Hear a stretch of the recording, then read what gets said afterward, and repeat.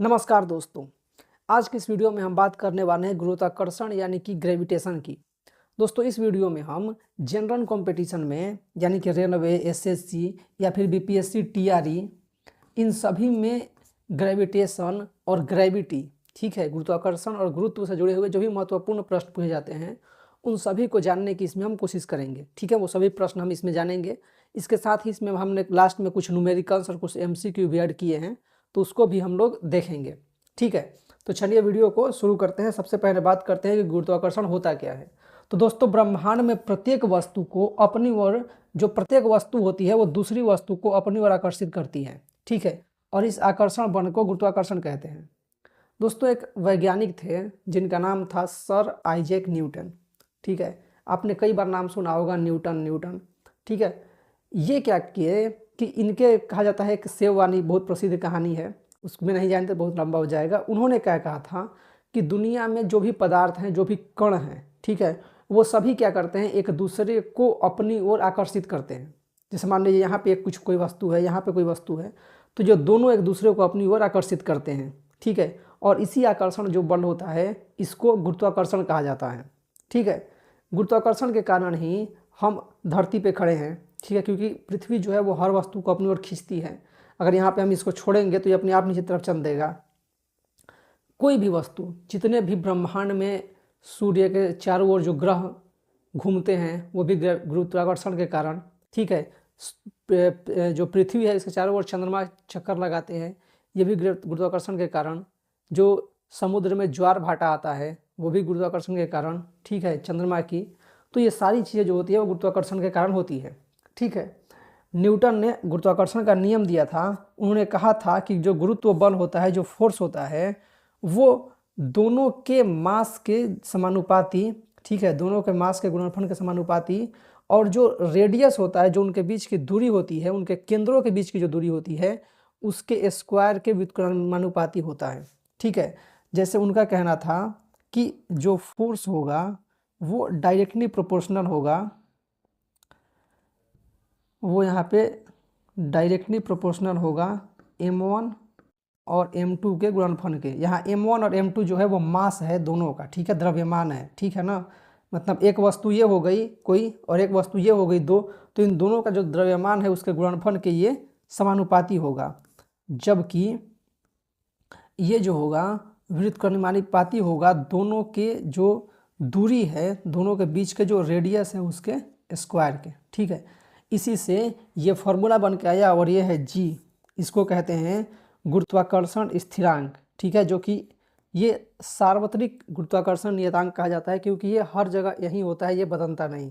ठीक है, m1 m2 जो है वो द्रव्यमान है, r जो है वो रेडियस है, दूरी है। ठीक है, जी का मान, ठीक है, जी का मान होता है 6.67 इंटू 10⁻⁻11। यहाँ पे 6.674 होता है, लेकिन हम लोग जनरल कंपटीशन में 6.67 तक ही याद रखते हैं। ठीक है, इतना पर भी सारे न्यूमेरिकल्स बन जाते हैं। इसकी जो जी का मान दिया गया था वो हेनरी कैवेंडिश द्वारा 1778 में दिया गया था। ठीक है, जो हेनरी कैवेंडिश नाम के वैज्ञानिक थे, इनके द्वारा यह दिया गया था। अगर इन दोनों वैज्ञानिकों के बारे में बात करें तो सबसे पहले बात करते हैं सर आइजैक न्यूटन के बारे में। इनका जन्म 4 जनवरी 1643 को इंग्लैंड में हुआ था। ठीक है, इनकी एक जो महत्वपूर्ण पुस्तक है उसके नाम है प्रिंसिपिया। ठीक है, जो न्यूटन है उनकी जो सबसे महत्वपूर्ण पुस्तक पूछी जाती है वो प्रिंसिपिया है। ठीक है, मैथमेटिका ये नाम है इसका पूरा, लेकिन एग्जाम में ये प्रिंसिपिया ही पूछता है। ठीक है ना, तो इतना आप याद रखिएगा। इन्होंने गुरुत्वाकर्षण का सार्वत्रिक सिद्धांत दिया था। कहा जाता है कि वो एक बार सेव के पेड़ के नीचे बैठे थे और ऊपर से एक सेव गिरा। सेव को देख के उनके दिमाग में विचार आया कि आखिर ये सेव नीचे ही क्यों गिरा। हो सकता था कि ये ऊपर चला जाता, इधर चला जाता, उधर चला जाता। इसका मतलब ऐसा है कि कोई कारण है, कुछ है जो पृथ्वी जो है वो इसको अपनी ओर खींच रही है। ठीक है, और इसी पे उन्होंने अपना दिमाग लगाया, अपना एक पूरा सिद्धांत दे दिया। हालांकि ऐसे बात नहीं है दोस्तों कि उससे पहले कभी किसी पेड़ से सेव नहीं गिरा होगा या कोई फल नहीं गिरा होगा। हो सकता है कि कई लोगों के मन में विचार ही नहीं आया होगा, वो सोचते होंगे कि सब तो नीचे ही गिरता है। ठीक है, या फिर कुछ लोगों ने हो सकता है विचार किया भी होगा कि क्यों होता है, लेकिन वो इस चीज़ को सोच नहीं पाए होंगे। आखिरकार न्यूटन ने सोचा और उन्होंने एक पूरा सिद्धांत दे दिया और वो इतिहास में अमर हो गए। दूसरा है हेनरी कैवेंडिश, ठीक है। इनका जन्म 10 अक्टूबर 1731 को फ्रांस में हुआ था और इन्होंने 1798 में कैवेंडिश एक्सपेरिमेंट किया था, ठीक है। और इसमें इन्होंने जी का मान पहली बार मापा था। इनके द्वारा ही जी का जो मान होता है, जो ग्रेविटेशन का मान होता है 6.67 into 10⁻⁻11 newton metre square kg square, इसको दिया था, ठीक है। यह एक सार्वत्रिक नियतांक है और पूरे ब्रह्मांड में समान रहता है, ये कहीं पर बदलता नहीं है, ठीक है। तो अगर कहीं पे ये क्वेश्चन आए कि जो गुरुत्वाकर्षण है जो उसका मान किसने दिया था, तो इसको आप याद रखिएगा, हेनरी कैवेंडिश। जो गुरुत्वाकर्षण का सार्वत्रिक नियतांक है, स्थिरांक है जो 6.67, इसका मान किसने बताया था, तो ये हेनरी कैवेंडिश ने बताया था। अब बात आती है गुरुत्व, जिसको बोलते हैं ग्रेविटी, ठीक है। दोस्तों एक चीज़ हमेशा याद रखिएगा कि जो ग्रेविटेशन होता है, ठीक है ना, ये जो ग्रेविटेशन होता है इसको बड़े जी से, ठीक है, जी का जो बड़ा संख्या होता है इस तरीके से कैपिटल जी, इससे डिनोट करते हैं, ठीक है। और एक होता है ग्रेविटी जिसको कि छोटे जी से, जो जी का छोटा लेटर होता है, जो स्मॉल लेटर होता है अल्फ़ाबेट का ABCD का, उसके छोटे लेटर से को डिनोट करते हैं।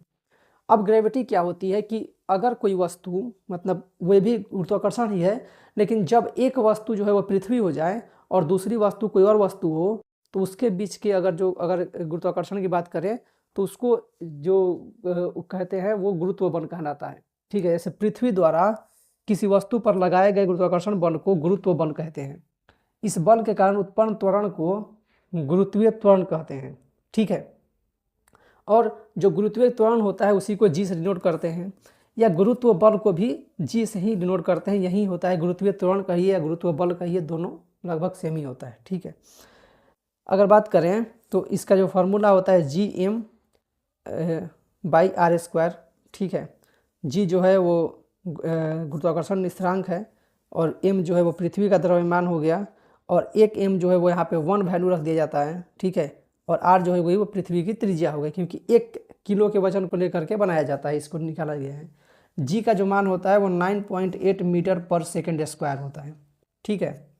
अगर बात करें जी के मान की, तो जी के मान पूरे पृथ्वी पर 9.8 मीटर पर सेकेंड स्क्वायर मान करके ही क्वेश्चंस बनाए जाते हैं, न्यूमेरिकल बनाए जाते हैं। कई न्यूमेरिकल्स में जो क्वेश्चन जो वैल्यू होता है वो क्वेश्चन में ही 10 दे दिया जाता है, 10 मीटर पर सेकेंड स्क्वायर। इसलिए कहीं भी अगर आप एग्जाम दे रहे हैं कोई, तो एक बात ध्यान दीजिएगा, वहाँ पे क्वेश्चन में ज़रूर देख लीजिएगा कि वहाँ पे कहीं 10 दिया तो नहीं है। अगर 10 दिया हुआ है तो 10 दे के बनाइए, और अगर 10 नहीं दिया हुआ है न्यूमेरिकल्स में वैल्यू, या फिर न्यूमेरिकल में कोई वैल्यू नहीं दिया गया है, तब 9.8 रखिए, ठीक है। लेकिन अगर ये पूछ दिया जाए कि वैल्यू कितना होता है, तो 9.8 आपको याद रखना है। जो पृथ्वी के ध्रुव होते हैं, जो पोल होता है, इस पर इसकी जो वैल्यू होती है जी की, वो अधिकतम होती है, ठीक है। और जो भूमध्य रेखा होता है, जिसको विषुवतीय रेखा कहते हैं, इक्वेटर कहते हैं, वहाँ पे सबसे कम होती है, ठीक है। और ऊंचाई बढ़ने पर जी का मान घटता है। ये तीनों जो क्वेश्चन है ना दोस्तों, वो बहुत ही इंपॉर्टेंट है, ठीक है। ये कई बार क्वेश्चन में पूछा जाता है कि पृथ्वी पर सबसे अधिक जो गुरुत्व होता है उसका मान कहाँ पे होता है, तो ध्रुवों पे होता है, पोल पे होता है, जो कि आर्कटिक और अंटार्कटिक है, ठीक है। वहाँ पे जो पोल है, नॉर्थ पोल और साउथ पोल, वहाँ पे सबसे अधिक होगा जी का मान। जो विषुवतीय रेखा है, जो सेंटर है पृथ्वी का, बीच जो है, जहाँ पे इसे मतलब जहाँ से इक्वेटर गुजरता है, वहाँ पे सबसे कम होगा, ठीक है। और जो एक तरह से कहें कि जब ऊंचाई बढ़ेगी पृथ्वी पर, पृथ्वी की ऊंचाई बढ़ती जाएगी, जब पृथ्वी से ऊंचा होते जाएंगे ऊपर, तो जी का मान घटते जाएगा, ठीक है। जो बाकी सारे एग्जाम्पल्स हैं, ठीक है। और ये जो है जी जो है वो स्थिरांक नहीं है, यह स्थान के अनुसार बदलता रहता है, ठीक है। जो यहाँ पे बड़े जी का मान दिया गया है, ठीक है, 6.67 इंटू 10⁻⁻11, ये जो है वो पूरे ब्रह्मांड में नहीं बदलता है, ठीक है ना। ये हमेशा सेम ही रहेगा, कहीं पे नहीं बदलेगा। जबकि ये वाला जो है गुरुत्व जो है, जो छोटा वाला जी है, ये स्थान के अनुसार बदलते रहता है, पृथ्वी पर भी अलग अलग जगहों पे चेंज होता रहेगा।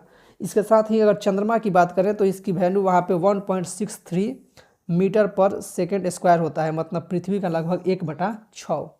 इसीलिए अगर आपसे कोई पूछे कि अगर कोई वस्तु पृथ्वी पर मतलब कितने भी किलो की हो, मान लीजिए 6 किलो की हो, तो चंद्रमा पे वो कितने किलो की होगी, तो वो 1/6 करेंगे तो वहाँ पे 1 किलो की हो जाएगी। मतलब अगर पृथ्वी पे वो 6 किलो की है, तो वो चंद्रमा पर 1 किलो की हो जाएगी, क्योंकि इसके 1/6 जो होता है, 1/6 जो होता है वो वैल्यू होती है गुरुत्व की वहाँ चंद्रमा पे। ठीक है, आगे बात करते हैं। आगे अगर बात करें तो दोनों का यहाँ पे डिफरेंस दिया हुआ है। ये जो है वो यहाँ के लिए है और ये वाला जो है वो यहाँ के लिए। ठीक है, थोड़ा सा पीपीटी बनाते समय गड़बड़ हो गया है। ठीक है, तो ये गुरुत्व जो है वो वहाँ पे होगा, मैं यहाँ से काट के और यहाँ पे लिख देता हूँ। ठीक है, ग्रेविटी इसमें शायद नहीं दिख रहा होगा, तो इसको हम ब्लैक ले लेते हैं, इसको लिख देंगे यहाँ पे गुरुत्व। ठीक है, अब यहाँ पे डिफरेंस देख लेते हैं। तो सबसे पहले बात करते हैं परिभाषा की। तो दो वस्तुओं के बीच आकर्षण बल, ठीक है, वो वस्तु कोई भी हो सकती है, कहीं भी हो सकती है। ठीक है, ये जो है वो पृथ्वी द्वारा वस्तु पर आकर्षण बल, इसमें पृथ्वी सम्मिलित है। ठीक है, जो गुरुत्व होता है ये पृथ्वी पर ही लगता है, पृथ्वी की जो वस्तु होती है उसी पर लगता है। ठीक है, सार्वभौमिकता जो होती है यह सभी वस्तुओं के बीच होता है। जो गुरुत्वाकर्षण होता है वो सभी वस्तुओं के बीच होता है, हर जगह होता है। लेकिन ये जो होता है वो केवल पृथ्वी और वस्तुओं के बीच होता है, मतलब पृथ्वी हो उसमें शामिल एक और दूसरी एक कोई वस्तु हो जाए। पृथ्वी पर जितनी भी वस्तुएं हैं, चाहे वो कोई एक पेन हो या बोर्ड हो या जो भी चीज़ें हैं, उस सब पर ग्रेविटी लगता है। ठीक है, हालांकि ग्रेविटी भी ग्रेविटेशन के अंतर्गत ही आएगा, लेकिन ये जो है वो पृथ्वी से जोड़ करके ले लिया गया है और ये जो है वो यूनिवर्सल है, पूरी दुनिया के लिए है। ठीक है, इसका सूत्र है F बराबर m1m2/r²। ये होता है F बराबर mg। ठीक है, मास इंटू ग्रेविटी। ये जो m है वो मास है, g जो है वो ग्रेविटी है, ये वाला ग्रेविटी। ठीक है, जिसका वैल्यू होता है 9.8 मीटर पर सेकेंड स्क्वायर। ठीक है, आगे बात करते हैं। स्थिरांक जो है इसका वैल्यू है 6.674 इंटू 10⁻⁻11। ये सार्वत्रिक है, ये यूनिवर्सल है, पूरी दुनिया में है। ये जो है 9.8 मीटर पर सेकेंड स्क्वायर, यह स्थान के पर बदलते रहता है हर स्थान पे। ठीक है, जहाँ पे है बल का स्वरूप, तो ये जो है पारस्परिक है, ये दोनों खींचता है। ठीक है, ये एक तरफा है, इसमें पृथ्वी खींचती है। जैसे मान लीजिए कि यहाँ पे दो वस्तु है, अगर एक वस्तु 1 किलो की है, ठीक है, दूसरी वस्तु भी 1 किलो की है, ठीक है, तो दोनों एक दूसरे को अपनी ओर खींचेंगे। ठीक है, यहाँ पे क्या होता है कि पृथ्वी जो है वो बहुत बड़ी है। ठीक है, बहुत बड़ी है, पृथ्वी का मास बहुत अधिक है, बहुत वजन है। और कोई वस्तु है, जैसे हम हो गए या कोई वस्तु हो गई, जैसे मान लीजिए एक ट्रैक्टर ही हो गया भारी, एक बड़ा सा ट्रक हो गया, वो क्या है कि वो पृथ्वी के वजन के सामने कुछ भी नहीं है, तो पृथ्वी उसको अपनी तरफ खींचेगी। ठीक है, अगर मान लीजिए एक एग्जाम्पल दिया जाता है, स्कूल्स में सिखाया जाता है कि मान लीजिए कि हम कहते हैं कि कोई दो वस्तु है और वो दोनों एक दूसरे को आपस में खींच रही हैं, एक दूसरे को तरफ अट्रैक्ट हो रही है, तो फिर जब हम दो बॉल को नीचे ज़मीन पर रखते हैं या दो फुटबॉल को रखते हैं, तो वो आपस में क्यों नहीं जाकर के टच हो जाते हैं, एक तरफ क्यों नहीं खींचे जाते हैं? इसके पीछे कारण यह है दोस्तों कि वो जो ग्रेविटी होता है वो बहुत छोटा वैल्यू होता है, बहुत छोटी ये फोर्स होती है। और यहाँ से अगर दो हम गेंद रखते हैं तो इसके बीच में जो फोर्स लग रहा है वो बहुत कम लग रहा है, लेकिन उससे बहुत ज़्यादा अधिक फोर्स उसकी पृथ्वी के तरफ लग रही है। ठीक है, नीचे की तरफ लग रही है, इसलिए वो नीचे ज़्यादा सटा रहता है। वो मतलब इसकी जो आपस में से यहाँ पे दो गेंद हो गई, एक यहाँ पे गेंद हो गई, जैसे यहाँ पे एग्जाम्पल ले लेते हैं खुद से। ठीक है, यहाँ पे अगर हम खुद से दो चीज़ ले लें, जैसे मान लीजिए कि ये पृथ्वी है, ठीक है, ये मैदान है, यहाँ पे दो बॉल्स हैं, एक ये हो गया, एक ये हो गया। ठीक है, और हम देखते हैं कि अगर हम इसको रख देते हैं कहीं पे तो ये इसी तरीके से पड़ा रहता है, ये आपस में आकर के सट नहीं जाता। ठीक है, तो इसके पीछे कारण ये है कि ये दोनों आपस में जितना फोर्स लगा रहे हैं उससे कहीं अधिक फोर्स यहाँ पे लग रहा है। ठीक है, नीचे की तरफ पृथ्वी इस पे लगा रही है, इसलिए ये नीचे की तरफ सटा रहता है और इसके बीच जो फोर्स लगता है वो बहुत कम होता है। ठीक है, इसके अपेक्षा पृथ्वी के अपेक्षा पृथ्वी बहुत बड़ी है। ठीक है, पृथ्वी जो है वो बहुत बड़ी है और इसका मास जो है वो बहुत ज़्यादा है। ठीक है, इसलिए इसका फोर्स जो है वो बहुत अधिक लगेगा। ठीक है, 9.8 मीटर पर सेकेंड स्क्वायर के हिसाब से लगेगा अगर ये 1 kg का है तो। ठीक है, और अगर इनके बीच का की बात करें तो इसकी अगर हम वैल्यू निकालेंगे तो वो बहुत कम आएगी। ठीक है, आगे बात करते हैं द्रव्यमान और भार में क्या अंतर होता है। दोस्तों, द्रव्यमान और भार को हम लोग एक ही समझ लेते हैं। ठीक है, हम अगर कहीं पे जाते हैं तो कहते हैं कि भार के अनुसार सामान खरीदते हैं, लेकिन एक्चुअल में द्रव्यमान के हिसाब से होता है। ठीक है, इनके बीच का अगर डिफरेंस की समझें तो जो द्रव्यमान होता है जिसको इंग्लिश में मास कहा जाता है, ये कभी नहीं बदलता है। ठीक है, किसी वस्तु के पदार्थ की कुल मात्रा ये होती है। ठीक है, इसका इकाई किलोग्राम है। इसको बिम बैलेंस से तोला जाता है। जो हम इस तरह से तराजू देखते हैं ना, जैसे कि यहाँ पे ऐसे तराजू होता है एक, ठीक है, यहाँ पे इस तरीके से एक तराजू होता है, यहाँ पे इसको इसे किसी जगह पर लटकाया गया रहता है और इधर एक तराजू होता है ऐसे, ठीक है, और ये ऐसे बना होता है, इसको बोलते हैं बीम बैलेंस। यहाँ पे हम मान लीजिए कोई वस्तु रखते हैं 1 kg का, कोई वस्तु रखते हैं बटखारा जिसको बोलते हैं, ठीक है, वेट रखते हैं और यहाँ पे कोई सामान रखा जाता है। ठीक है, तो ये जो होता है वो द्रव्यमान तोलने का जो मशीन होती है, सिस्टम है ये, ठीक है, जिसको तुला बोलते हैं। यह हर जगह पर समान रहता है, ये कहीं पे बदलता नहीं है। मान लीजिए अगर यहाँ पे 1 kg द्रव्यमान है तो चंद्रमा पर भी 1 kg ही रहेगा, हर जगह पर 1 kg ही रहेगा। ठीक है, वो चेंज नहीं होगा। ठीक है, यह स्केलर क्वांटिटी है, इसमें केवल मात्रा होती है। ठीक है, मतलब पृथ्वी पर, चंद्रमा पर, हर जगह यह इसका मान जो है, द्रव्यमान जो है वो समान ही रहेगा। अगर बात करें भार की, तो भार जो होता है वो गुरुत्व के कारण किसी वस्तु पर लगने वाला बल है। ठीक है, जैसे मान लीजिए कि अगर कोई 1 kg का द्रव्यमान की वस्तु है और इसको हम इसकी भार निकालेंगे तो 1 kg इंटू 9.8 हो जाएगा। ठीक है, तो इसकी वैल्यू 9.8 न्यूटन आएगी। ठीक है, इसका जो ऐसा यूनिट होता है वो न्यूटन होता है।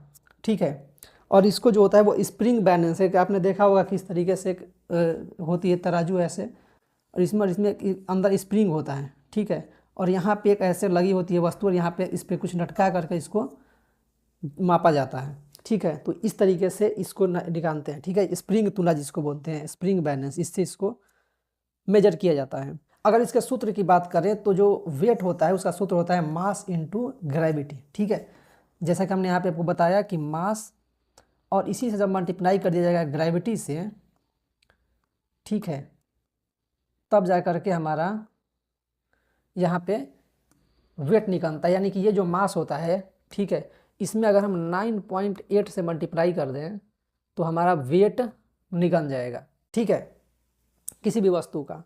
हम जो होते हैं वो साधारण तौर पर मास और जो द्रव्यमान होता है और जो भार होता है इसको एक ही समझ लेते हैं, जबकि एक नहीं होता। इसको केजी में हम लोग मापते हैं। ठीक है, किलोग्राम इसका ऐसा यूनिट है, जबकि इसका ऐसा यूनिट न्यूटन होता है। ठीक है, ये जो है वो अदिश राशि है। ठीक है, स्केलर क्वांटिटी है। जो द्रव्यमान होता है इसमें सिर्फ मैग्नीट्यूड होता है, परिमाण होता है, इसमें दिशा नहीं होती। ठीक है, इसमें डायरेक्शन नहीं होता है। लेकिन जो भार होता है ये सदिश राशि है, इसमें परिमाण भी होगा, इसमें डायरेक्शन भी होगा, यानी दिशा भी होगा। ठीक है, मैग्नीट्यूड और डायरेक्शन दोनों होता है, और इसका डायरेक्शन जो होता है वो नीचे की तरफ होता है। ठीक है, पृथ्वी के केंद्र की तरफ होता है। ठीक है, अगर बात करें तो चंद्रमा पर जो किसी भी वस्तु का भार होता है वो पृथ्वी पर के भार के 1/6 हो जाता है। जैसे मान लीजिए कि अगर पृथ्वी पर किसी वस्तु का भार 60 kg है,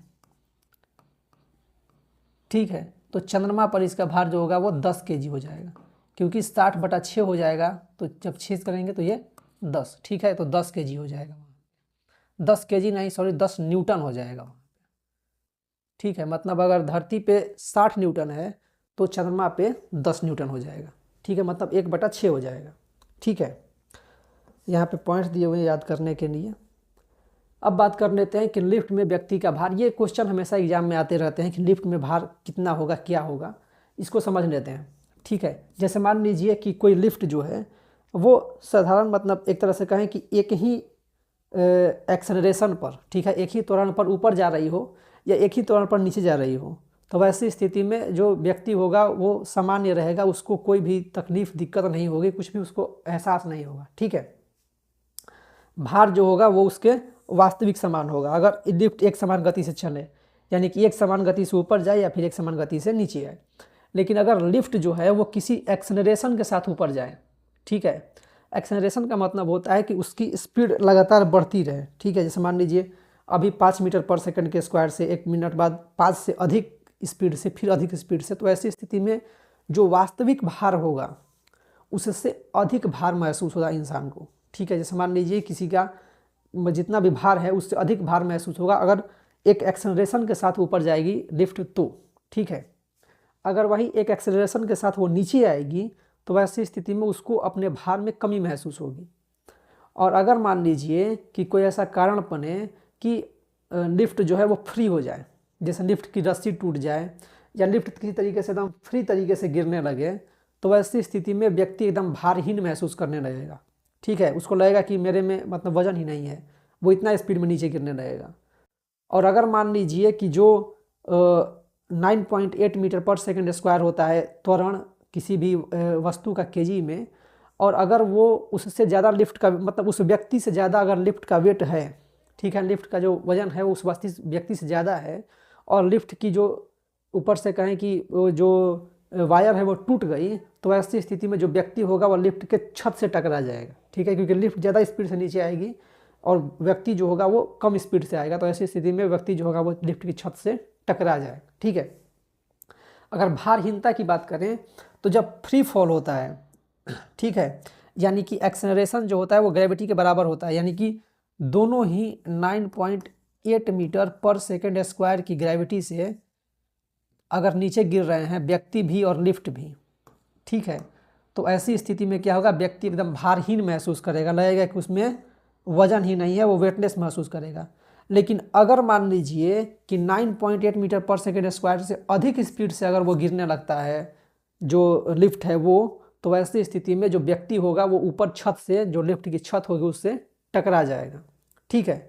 तो भारहीनता कब होती है, जब फ्री फॉल होता है, यानी कि रस्सी टूट जाए लिफ्ट की, वैसी स्थिति में, ठीक है। अब ऐसा मत सोचिएगा कि रस्सी टूट जाएगी तो अच्छी बात है, इंसान बहुत चोटिल हो जाएगा, हो सकता है जान भी चली जाए, ठीक है। ये बस एग्जाम्पल्स है जो एग्ज़ाम में आते हैं, जो पूछे जाते हैं। बाकी ये सब इसकी वैल्यू है वो ज़्यादा एग्ज़ाम में आते नहीं हैं, ठीक है। ये वाला है, ये जब हम इसके लिए लंबा न्यूमेरिकल बनाएंगे तब इस पर बात करेंगे, इससे ज़्यादा जनरल कंपटीशन में क्वेश्चंस आते नहीं हैं। अब देख लेते हैं इससे कुछ महत्वपूर्ण न्यूमेरिकल्स जो हैं वो अलग अलग क्वेश्चंस है उसको हम देख लेते हैं यहाँ पे। तो अगर बात करें पहले क्वेश्चंस की, तो है कि एक वस्तु का द्रव्यमान 50 kg है, पृथ्वी पर उसका भार क्या होगा। तो दोस्तों जैसे मान लीजिए कि एक वस्तु का द्रव्यमान 50 kg है, तो इसका जो भार होता है, जो वेट होता है, उसकी फार्मूला होता है वेट बराबर मास इनटू ग्रेविटी, ठीक है। तो मास जो है वो यहाँ पे दिया हुआ है 50 kg, ठीक है, 50, और जो ग्रेविटी का मान दिया हुआ है वो है 9.8, ठीक है। तो इसको अगर हम यहाँ पे मल्टीप्लाई कर देंगे तो इसका आंसर आ जाएगा, ठीक है। इसको आप मल्टीप्लाई करके कमेंट में ज़रूर लिखिएगा। अगला है चंद्रमा पर उसी वस्तु का भार 50 kg है, तो उसका जो 50 kg पृथ्वी पे है, चंद्रमा पर उसका भार कितना होगा। तो चंद्रमा पर जो जी का मान है वो 1.63 है, तो यहाँ पर भी वेट लेंगे, यहाँ पर भी मास और इनटू ग्रेविटी होगा, ठीक है। अब चंद्रमा पे जो ग्रेविटी होगी वो है 1.63, तो मास हमारा 50 हो गया, और जो ग्रेविटी है वो हो गया 1.63, इसको ही मल्टीप्लाई कर देंगे, इसका आंसर आ जाएगा, ठीक है। यहाँ पर भी आप इसका आंसर लिखेंगे, ये सब आपको कमेंट में लिखना है। अगला है 70 kg व्यक्ति 5 मीटर पर सेकंड स्क्वायर से ऊपर जाती लिफ्ट में बैठा है, आभासी भार। दोस्तों ये क्वेश्चन आ गया, हमने पीछे छोड़ दिया था, इसको मैं सॉल्व कर लेता हूँ, फिर पीछे मैं इसको आपको समझा दूंगा, ठीक है। तो आभासी भार जो होता है, ठीक है, इसका फॉर्मूला होता है, अगर लिफ्ट ऊपर जा रही है तो ये होता है mass into gravity plus acceleration, ठीक है। आभासी भार को हम लोग आर से डिनोट करते हैं। तो मास यहाँ पे कितना दिया हुआ है, 70 kg दिया हुआ है, ठीक है, तो यहाँ पे 70 लिखेंगे, ठीक है। जी का मान होता है 9.8, ठीक है, प्लस एक्सेलरेशन कितना दिया है, एक्सेलरेशन दिया है 5 मीटर पर सेकंड स्क्वायर, तो यहाँ पे हम लोग एक्सेलरेशन ले लेंगे 5, ठीक है। अब यहाँ पे 70 इंटू, ठीक है, कितना हो गया, ये हो गया 8, ये हो गया पॉइंट, और 9 5 14, ठीक है। अब इसको अगर आप मल्टीप्लाई कर देते हैं तो इसका आंसर आ जाएगा, ये भी मल्टीप्लाई करके आपको कमेंट में लिखना है, ठीक है। अगला है, इसको पहले समझा देते हैं, इसके बाद अगला क्वेश्चन बनाएंगे, ठीक है। पीछे जो है देखिए, अगर कोई वस्तु ऊपर की तरफ जा रही है, ठीक है, तो इसमें मास तो रहेगा ही रहेगा, ठीक है, जो भार है वहीं रहेगा, लेकिन ग्रेविटी और एक्सेलरेशन जुड़ जाएंगे, ठीक है। अगर कोई वस्तु जो है, लिफ्ट जो है, वो अगर किसी एक्सेलरेशन के साथ नीचे आ रही है, ठीक है, तो ऐसी स्थिति में मास रहेगा, ये आभासी भार है, ठीक है, मास रहेगा, लेकिन ग्रेविटी में से एक्सेलरेशन जो है वो माइनस कर दिया जाएगा, ठीक है। तो क्या होगी कि भार ही मतलब भार जो है वो कम महसूस होगा, ठीक है, भार घटता है, ठीक है ना, भार जो है वो कम महसूस होगा। अगर बात करें कि एक समान गति से अगर जा रहा है तो जो भार होगा वो मास इंटू ग्रेविटी जो कि होता है, ठीक है, पीछे हमने देखा कि भार का फॉर्मूला क्या होता है, मास इंटू ग्रेविटी, वही होगा यहाँ पर भी, ठीक है। यहाँ पे ग्रेविटी के साथ जो एक्सेलरेशन है वो बढ़ जाएगा क्योंकि भार अधिक महसूस होगा, इसमें घट जाएगा, इसमें उतना ही रहेगा, और इसमें भारहीनता हो जाएगी, ठीक है, मास इंटू ग्रेविटी में से ग्रेविटी घट जाएगी तो ये जीरो हो जाएगा, ठीक है। तो जब ये जीरो हो गया तो जीरो को किसी भी संख्या से मल्टीप्लाई करेंगे तो वैल्यू जो है वो जीरो हो जाएगी, ठीक है, तो भारहीनता महसूस होने लगेगी। अगला क्वेश्चन देखते हैं, दो वस्तुएं 10 kg और 20 kg, दूरी 2 मीटर, गुरुत्वाकर्षण बल। ये जो दोस्तों है, इस तरीके का क्वेश्चन ज़्यादा पूछा नहीं जाता है एग्जाम में, लेकिन यहाँ पे है तो हम बनाएंगे इसको, ठीक है। तो इसका फॉर्मूला होता है कि m1 इंटू m2, ठीक है, m1 into m2 upon R square, ठीक है।